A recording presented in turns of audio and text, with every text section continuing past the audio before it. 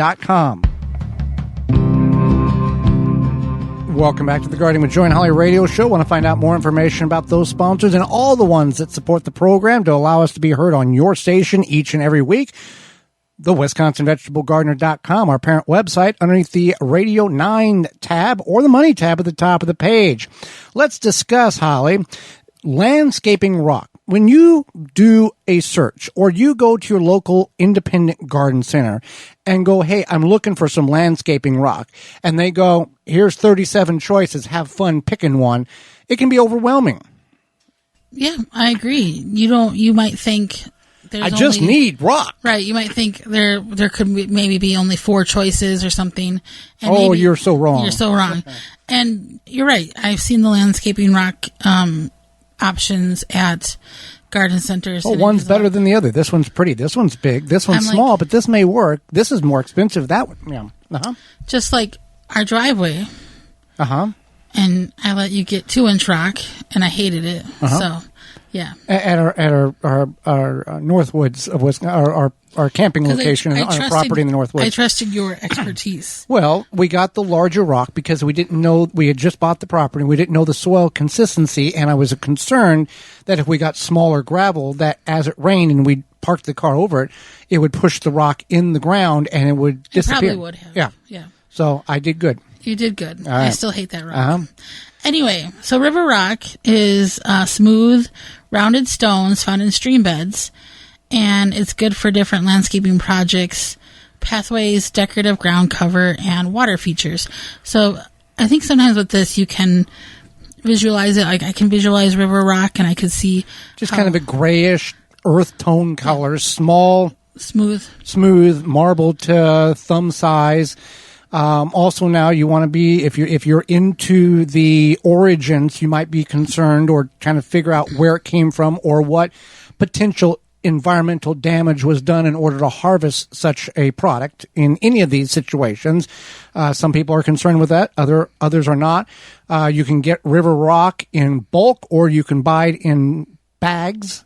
So if you want just a little bit, you can pay for a little bit and get a bag of it. I think they're like 40 or 50 pounds. I don't know, something like that. Half a cubic foot of color. So that, choices there you can make. All right. So we also have pea gravel. You can probably 47 pounds for that half a cubic foot. So yeah, go ahead. You can probably visualize pea gravel. Yeah. It's pea size. We had it on our playground at school. Is that why you hate gravel? I don't hate gravel. I hate gravel at campsites. Joey hates it's not gravel natural. At campsites. Oh, it's not. Is that why you don't like it? Yeah, it's not natural. But it helps with. You can also find pea gravel in bags as well if you just want a little bit. 50-pound bags. I kind of have a funny story about pea gravel. Okay, go ahead. So when my sister and I were very young, my grandpa and my dad built a fence around our backyard. And my sister, and they used pea gravel for something, I think to set the post or something, or to put on top of the post sets. And my sister put a piece of pea gravel up her nose, and they had to go extract it. So they had to go to the hospital and get it. Uh-huh. Yeah. So anyway, don't let your kids sniff pea gravel. So it's small rounded stones, about the size of peas. I think everybody knows what pea gravel is. Good for pathways, ground cover. Dry. It could be. It could be not dry. It could be considered more of a decorative rock around certain landscape. What kind of gravel do people use at state park? Isn't that pea gravel? I call it road rock, or oh yeah, that's what I've always called it, is road rock road rock mixed with limestone powder. Or that's what it. Lava rock. Again, most of these you can buy in small quantities or large quantities.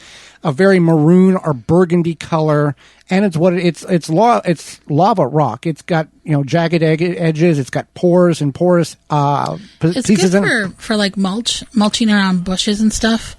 If you're going to have a permanent fixture, you're not going to grow any flowers, you can use that lava rock. A lot of these are done in like southwestern areas where grasses are frowned upon and water restrictions may be in place, but some places they do give you an incentive in order to go all natural and no grass, and they will take taxes off of your property if you do it. That's because you're not using water. Especially in the front yard. Mm-hmm. Yeah. Yeah. Yeah, and it's a nice look. It gives an offset to the gray cement of the sidewalk, as opposed to having maybe more gray rock. So we talked about 3 very small statured rocks. Flagstone. These are large or chunks of rock that are, utilized for patios or pathways, jagged edges. They can be milled to specific diameters, or they can be naturally split and then put into place to create a very unique jigsaw puzzle looking mosaic type of pathway, however you want to do it. And there's different colors in which can be purchased as well. Yeah, flagstone, very popular. Can be heavy, though. It can be heavy, making those paths that look nice, the natural kind of looking paths. Crushed stone. This is what I would consider road rock or gravel for your driveway. This is kind of what I'm looking. That's what I'd look at. You can get this in bagged or bulk material, landscaping rock, crushed stone. Some of it will have limestone dust in it in order to lock it together better, and it won't wash away or erode as quickly because it's more locked together than just pebbles rolling around when it rains, or large quantities of water. Right. Yeah. So since we're talking about the landscaping rocks, another thing to think about is what's your long-term plan, right? You might think, I'm just going to buy a bag of, that mulch that's... This is not a shrub in which you can cut down in about 3 years because you don't like it anymore. This is a mess to dig out in some of these instances. Yeah. This is what you want to think about. If it's an area around your home that you're like, I just want something pretty around these bushes that I have, and I'm not going to grow any flowers, I'm not going to do X, Y, Z...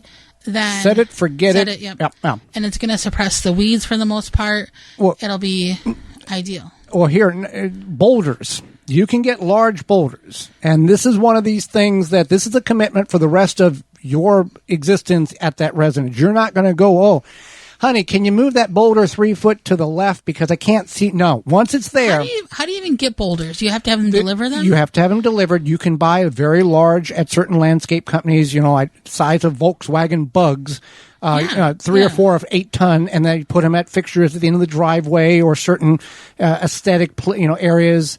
Yeah, you've seen them. We drive down the road, and there's these big, giant rocks that are just arbitrary in the perfect position that nature didn't put them there. I always never thought. And people will paint them. People will put flags on them, or your state and a little star where you live, that type of thing. Decomposing granite is another option. It can be different colors, burgundy. It can be brown. It can be multicolored. This is kind of a fix-all if you want something that just kind of cover an area that necessarily that's about less maintenance. So it's kind of a natural look, the decomposed granite. Yeah. I don't know, maybe isn't it kind of gray looking usually? A burgundy to brown to gray. Yeah. So with any of these, most of the time it would be recommended, and you'd have to because every application is different. Talk to your independent garden center what they would recommend, whether you need to have landscape fabric underneath this prior to applying it around your house or your flower beds or your landscaping area to prevent weeds. This type of situation is very different than going into the garden and putting a weed barrier down. This type of situation with your rock options, you are looking at a situation where you don't want to do anything. You want to make it look pretty, walk away, and do minimal amount of maintenance for the rest of its existence. So that is something that, most times weed barrier is going to be suggested so the rock can be on top of it. You can just pull the few weeds out, or if you choose to spray those weeds that do come up in the rocks, you can do that. And some people just have a rock garden and they have no plant life whatsoever. This is their thing. This is what they do. So they have multiple different variations and types of rock in a certain area, kind of like people do a flower bed. Right. Yeah. It's It's a decision that you have to make to what you want to do. Again, these are things you want to consider. We can talk about rock all day, but what you want to consider is just like boulders, where you're going to put it. But same thing if you're having this rock delivered, whether it be a boulder or... Well, like, for example, the flagstone. I just did a random search and pulled up a big box store that had flagstone. 12 by 12 inch by 2 inch. So 12 by 12 by 2 inch thick, 30 square feet of Arizona bluff natural flagstone for landscaping, gardens, and pathways. 30 square feet, $700.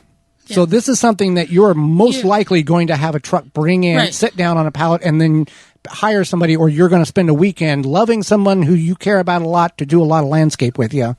And by the end of the week, you're going to need by the end of the weekend, you're going to need some break because you've been mad at each other for a while. It's like putting IKEA furniture together. Yeah. So anyway, what I'm saying is that this is a commitment. This is a thoughtful process. It's not like going to buy a bag of mulch and putting it around your bush or whatever tree, whatever it may be. This is something where it's like, I have a plan. I've been thinking about this. I'm now going to invest. And that's why it's good to educate yourself. It's good to think about the purpose, the cost, obviously, but also the look. How's it going to look? What is the maintenance? Not that a lot of these need maintenance, but just like we talked about soil erosion, there could be erosion. So do you need to build a little wall? Do you need to find some boulders to put around to hold it in, or smaller rocks or whatever? And based on what you're looking at, again, 25 cubic foot of 6-inch diameter rock bolt, $700, you may want to call like a rock yard. That's all they do. That's what we did when we're not looking for pristine specific type of rock. Whenever we needed that rock, it was fairly low cost for the quantity in which we bought. Obviously, the more you buy, the better deal you're going to get. So if you've gone to a garden center and said, I'm going to look for tomato seedlings, and you see the multitude of varieties they have available. Oh, this one's pink. This one's purple. This one's red. This one's green. The same thing in the rock world when it comes to decorative rock for your landscape. Kind of have a plan, but be flexible and be aware of the cost variations based on the type of rock and what you want. And there's certain people that it doesn't matter what it costs. You've made it this far in life. You're going to get the pretty rock regardless if it's $10 more a yard or not. Have at it. Have fun with that. Exactly. Summer's on the way, or summer's in full swing, I should say, and those nasty Japanese beetles are wreaking havoc in your yard. If you're looking to successfully control beetles without damaging the environment, look no further than Beetle Gone from Phylum Bioproducts. Derived from a naturally occurring soil bacteria, Beetle Gone is the only organic solution that successfully controls beetle invaders. Just mix the powder with water and spray on your plants. Once ingested, the targeted pests will stop feeding and die. And since it's an organic BT product, it's a great choice to use on your fruits and veggies in addition to ornamental flowers and trees. Not only does Beetle Gone work, not only does it work, but it has no water restrictions. It's safe to use around beneficial insects like ladybugs, bees, and butterflies. No toxicity to them. BeetleGone.com. That's BeetleGone.com.